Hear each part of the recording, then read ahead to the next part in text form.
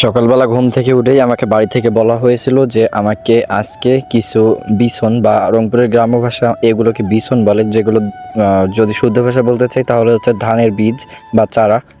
তো এইগুলো আমাকে একদম পাথারের মাঝখানে, অর্থাৎ যে খোলা মাঠগুলো ওইখানে নিয়ে যেতে হবে। এবং আরও কিছু এইখানে পাশেই ছিল তোলা। আর এখানে কিছু আমরা বলি রংপুরের ভাষায় ভাড় আর বাউকা। তো এইগুলোতে আমাকে তোলা লাগতো, মানে হচ্ছে এইখানে বিছনের যে বীজ তোলা বলে এগুলোকে। তো এইখান থেকে আমাকে এই যে বিছনগুলো এগুলো নিয়ে ওইগুলো একদম পাথারের মাঝখানে প্রায় এইখান থেকে প্রায় 1 কিলোমিটার দূরে এই সবগুলো নিয়ে কিন্তু আমাকে যেতে হতো। তো আমি কিন্তু আজকে এটাই করতে চলেছি। তো আমি এইগুলো একদম সবগুলো নিয়ে একদম বোঝাই করে একদম পাথারের মাঝখানে দিয়ে আসবো আমার দাদাকে, এবং দাদা সেগুলো গাঁটতে থাকবে। তো দেখতে পাচ্ছেন আমি কিন্তু চলে আসছি। আমি খুবই কষ্ট করে এই জায়গাতে আসছি, প্রায় 1 কিলোমিটার জায়গা কিন্তু এখানে আমাকে টেনে নিয়ে আসতে হয়েছে।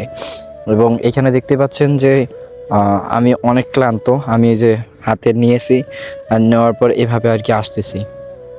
তো এই জিনিসগুলো আমার খারাপ লাগে না, খুব ভালোই লাগে। এবং মাঝে মাঝে এইসব কাজ করা, আমার কাজ করার পাশাপাশি ইউটিউবিং সব কিছু ভালো লাগে আর কি।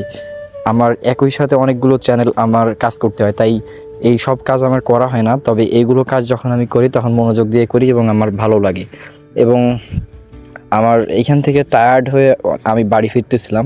আমার সাথে কিন্তু হেল্প করার জন্য আম্মু গিয়েছিল, মানে হচ্ছে আমি নিতে পারতেছিলাম না অতগুলো, এর জন্য 2-4টা আমি রেখেছিলাম, ওইগুলো আমার পিছনে পিছনে আম্মু কিন্তু নিয়ে আসছিল।